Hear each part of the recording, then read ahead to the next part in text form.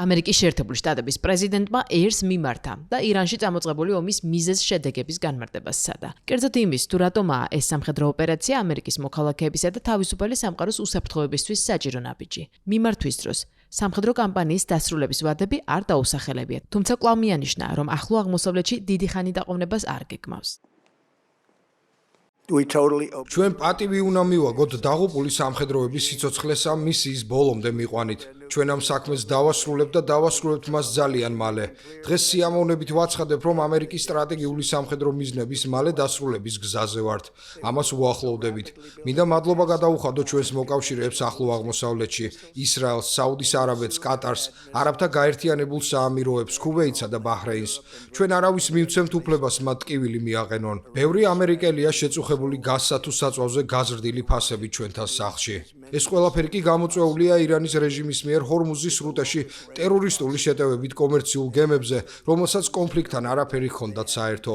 ეს კიდევ ერთი დასტურია იმისა, რომ მათთვის ბირთვული იარაღის ნდობა არ შეიძლება, ისინი მათ გამოიყენებდნენ თან სწრაფად.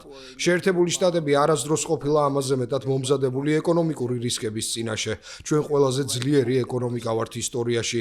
როდესაც ეს ომი დასრულდება, ჰორმუზის სრუტე ბუნებრივად გაიხსნება, ფასები კი დაუბრუნდება ჩვეულ მაჩვენებლებს.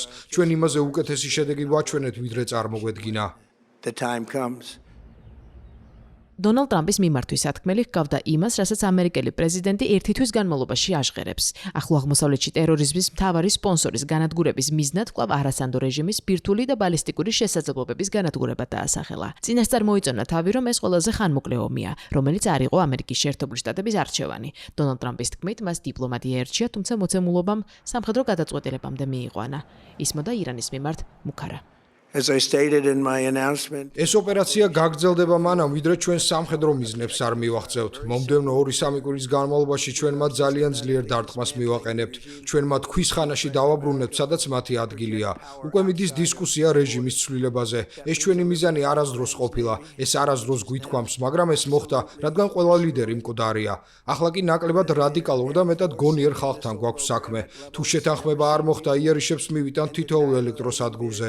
ჯერ არ დაგვიტყამს მათ ნავთობზე, რაც მარტივი სამიზნე იქნებოდა, რაც ხელახლა აღდგენის საშუალებას არ მისცემდათ. თუმცა შეგვეძლო დაგვერტყა და მათი საქმე წასული იქნებოდა. როგორც სამხედრო ძალა ჩვენ შეუჩერებლები ვართ. ასეთი გამარჯვება, რაც ჩვენ ირანში გვაქვს, აქამდე ძალიან ცოტას უნახავს. დღეს ირანის საზღვაო ძალები აღარ არსებობს. მათი საჰაერო ძალები განადგურებულია. მათი ლიდერები დაღუპულები არიან. ისლამური რევოლუციის გუშაქთა კორპუსის მართვა და კონტროლი ამ წუთებში ნადგურდება.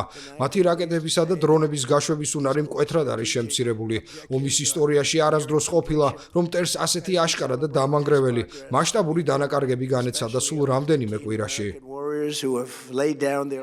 დონალდ ტრამპის გამოსვლამდე ამერიკული მედია ვარაუდობდა, რომ ის ირანში სამხედრო მიზნების მიღწევასა და ომის დასრულებას გამოაცხადებდა. თუმცა ასე არ მოხდა. ირანში ამერიკა-ისრაელის ერთობლივი სამხედრო კამპანიით გამოწვეული ეკონომიკური ძვრები ამერიკის მოსახლეობისთვისაც საგრძნობია, რაც ხელისუფლების მომხრეების კითხვებსა და მოწინააღმდეგების κρიტიკას აძლევს სპიცკს. სწორედ ამიტომ დაინახა შტატების ხელისუფლებამ დამატებითი განმარტებების საჭიროება.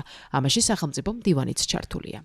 Many Americans are asking, why did the United States have to attack Iran now? ბევრი ამერიკელი კითხულობს, თუ რატომ უნდა შეეტია ამერიკის შეერთებულ შტატებს ირანისთვის სწორედ ახლა. მოდი აგიხსნით, ირანს სურს ჰქონდეს ბირთვული იარაღი, ეს უდავოა. მათ რომ მართლაც ბირთვული ენერგია სურდეთ, რასაც ამტკიცებენ კიდეც შეეძლოთ ამისთვის მიაღწიათ რეაქტორების მიწაზე გაშენებით. მაგრამ მათ ეს არ გაუკეთებიათ. მათ რეაქტორები და ბირთვული ინფრასტრუქტურა მთების სიღრმეში განალაგეს.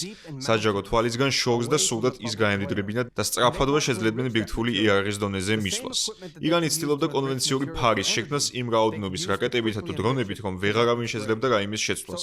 ჩვენ ვიდექით იმ გვარ ზღვარზე, როდესაც ვეღარავინ შეუშლიდა მათ ბირთვულ პროგრამას ხელს მომავალში. ეს კი მიუღებელ რისკს წარმოადგენდა რადიკალი შიიტი კლერიკების ხელში აპოკალიფტური ხედვებით. ამ ოპერაციის მიზანი სწორედ მათი კონვენციური იარაღის განადგურება იყო, რათა მათ ვერ შეძლონ ამ ფარის უკან დამალვა. ეს ბოლო საუკეთესო შანსი იყო ჩვენთვის. დონალდ ტრამპმა მორიგჯერზე გაუსვა ხაზი ჰორმუზის სრუტის გახსნის აუცილებლობასა და იმ პასუხისმგებლობას, რომელიც ამ საქმეში ამერიკის მოკავშირეებს ეკისრებათ, რომლებიც ენერგიის სოლიდურ ნაწილს სწორედ ამ საზღვაო მარშრუტიდან იღებენ. თეთრი სახლი ევროპელებს მეტი გამბედაობის გამოჩენისკენ მოუწოდებს.